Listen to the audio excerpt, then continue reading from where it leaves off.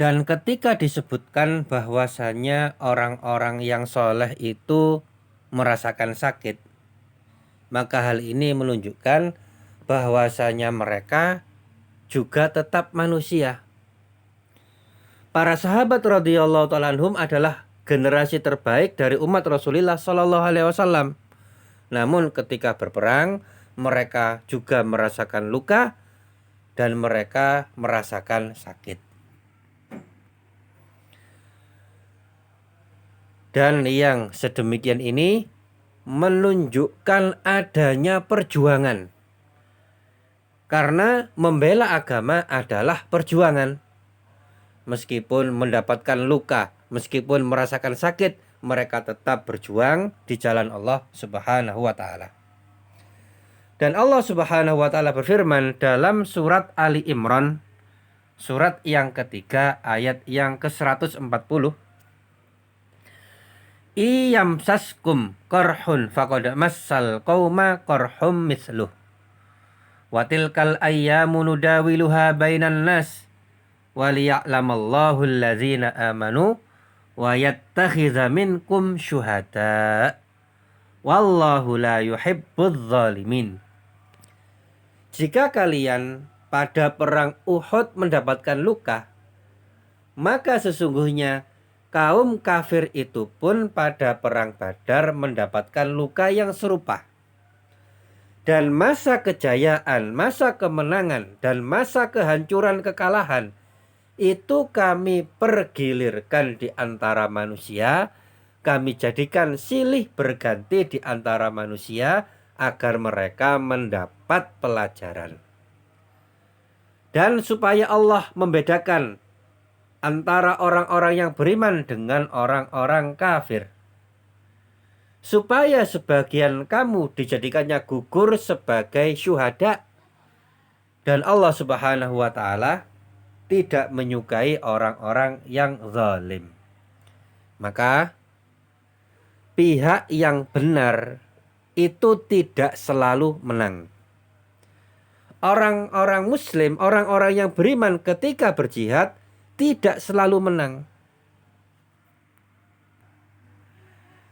Namun di suatu kondisi mereka dijadikan kalah oleh Allah Subhanahu wa taala karena memang Allah Subhanahu wa taala menjadikan kemenangan, kekalahan, kejayaan, kebinasaan itu silih berganti di antara manusia.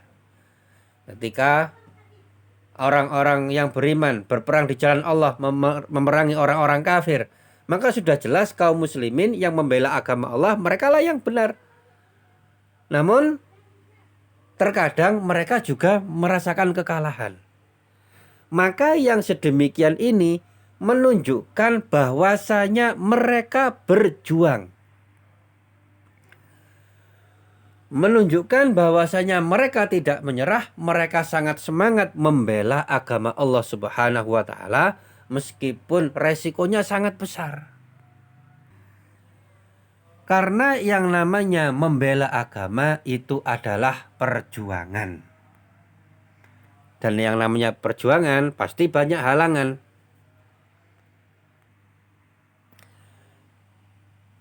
Dan hal yang sedemikian ini juga menunjukkan kepada kita bahwasanya ilmu kebal itu adalah sesuatu yang batil. Sama sekali tidak disyariatkan untuk mempelajari ilmu kebal karena yang sedemikian itu adalah sihir datangnya dari syaitan. Apabila ilmu kebal itu dibenarkan, maka tentu Rasulullah Shallallahu Alaihi Wasallam dan para sahabat radhiyallahu taala anhum mereka yang akan pertama kali mempelajarinya dalam mereka berjihad, namun ternyata mereka tidak mempelajarinya. Mereka terluka, mereka merasakan sakit. Kalau terkena panah maka menancap di badannya. Kalau terkena pedang ya terluka. Bahkan ada yang terbunuh, mati syahid di jalan Allah Subhanahu wa ta'ala.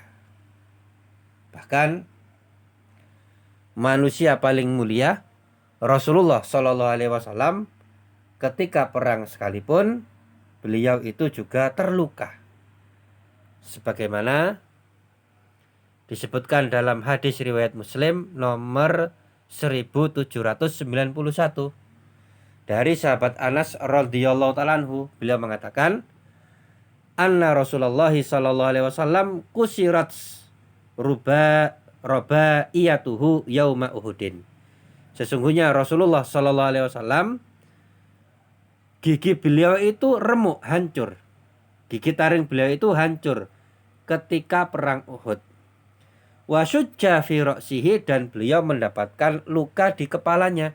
Faja'ala yaslutud dama anhu, maka kemudian beliau mengusap darah yang keluar dari luka di kepala beliau sallallahu alaihi wasallam. Nah, maka manusia paling mulia, Nabi kita Nabi Muhammad sallallahu alaihi wasallam, panutan kita, ketika berjihad beliau juga terluka, bahkan giginya remuk. Namun yang sedemikian ini adalah menunjukkan adanya perjuangan. Dalam berjuang banyak halangan, banyak rintangan, kadang mendapatkan luka, kadang merasakan sakit, bahkan terkadang terbunuh, mati syahid di jalan Allah Subhanahu wa ta'ala.